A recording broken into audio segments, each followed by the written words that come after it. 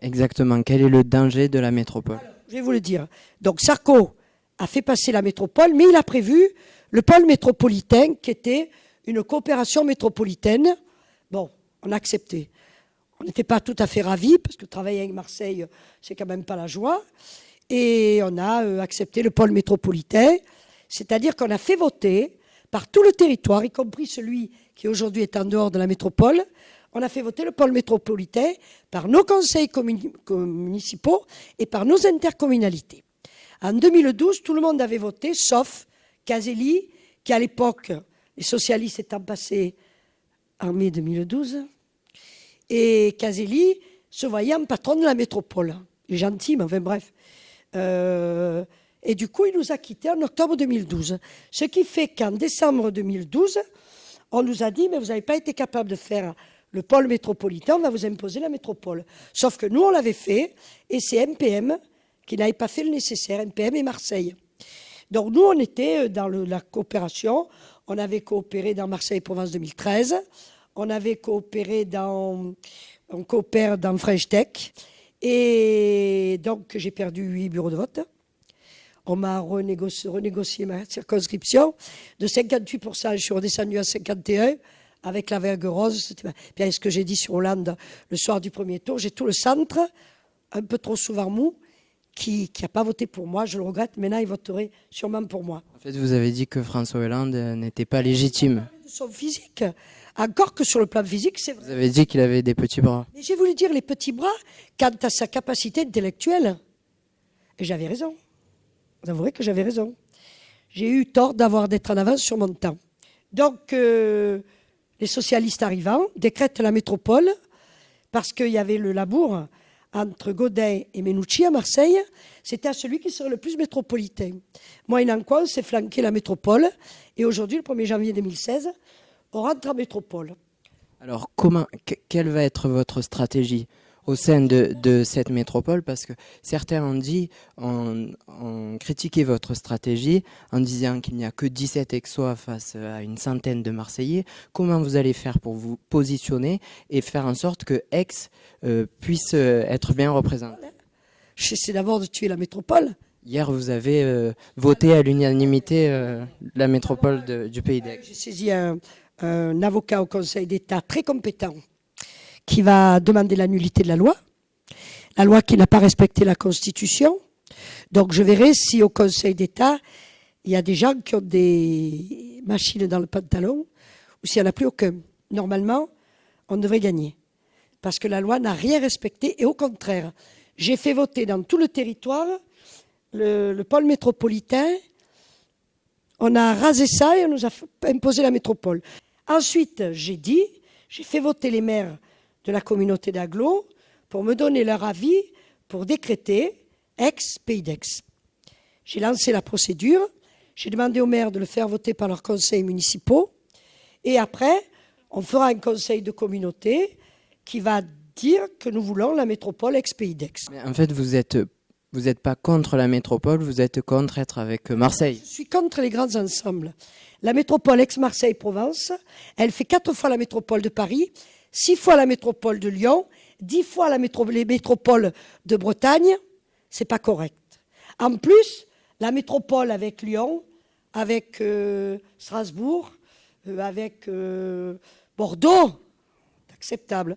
Métropole avec Marseille, 4 milliards d'euros de déficit, plus 1 milliard d'euros qui va venir par la fusion avec les hôpitaux et notre hôpital, qui est un peu en déséquilibre depuis 2 ans grâce à Marisol Touraine.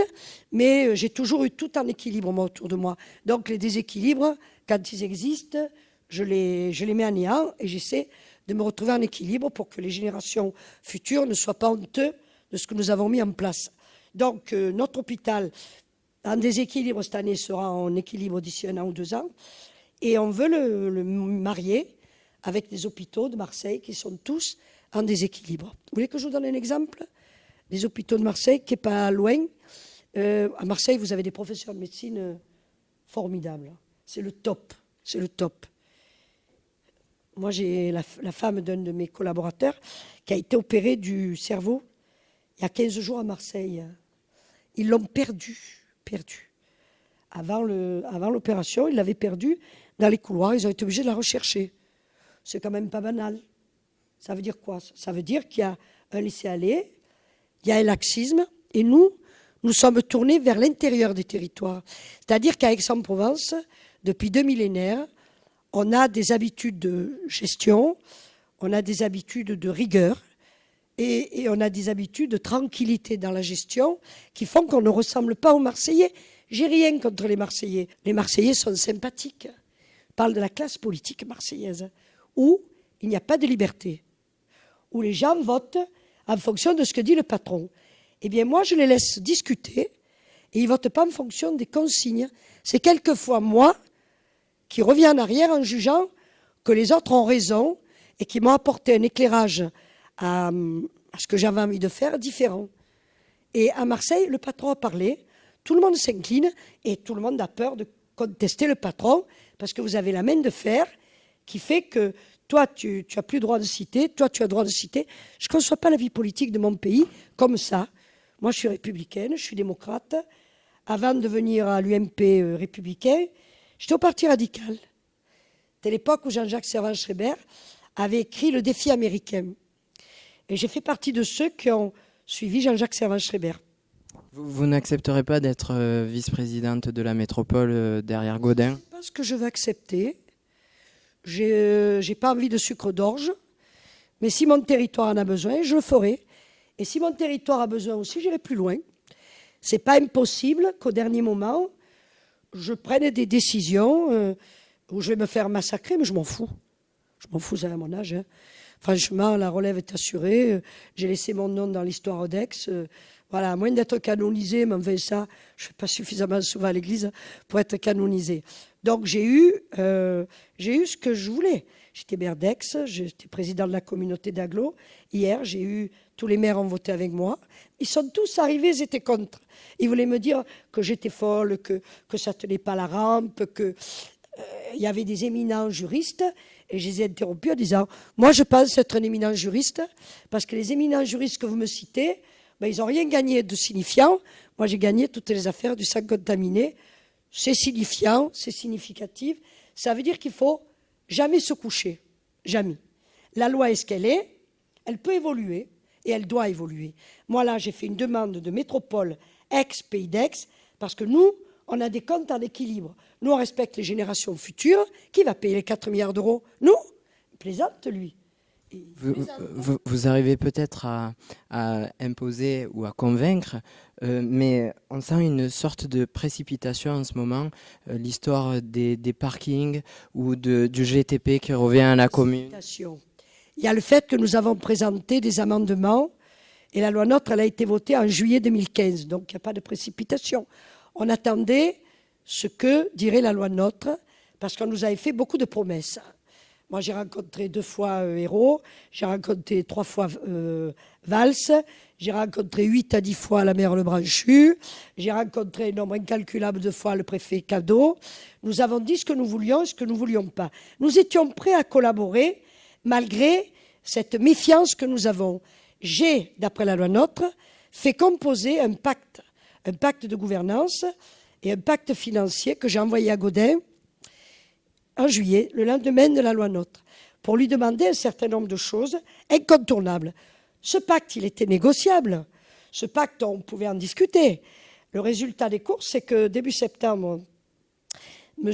Gaudin m'a écrit, la loi prévoit que, je suis juriste, il ne l'est pas. Je sais beaucoup mieux que lui ce que la loi dit, ce que la loi prévoit ou ce qu'elle ne prévoit pas. En réalité, c'était une fin de non-recevoir.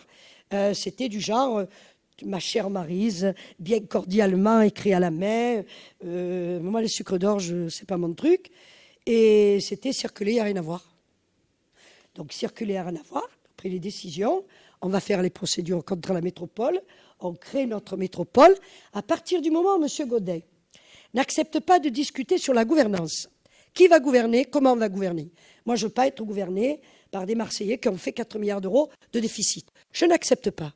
J'ai besoin d'un contrôle de gestion, j'ai besoin de rigueur, j'ai besoin de budget en équilibre. Deuxièmement, je ne veux pas prendre ces déficits.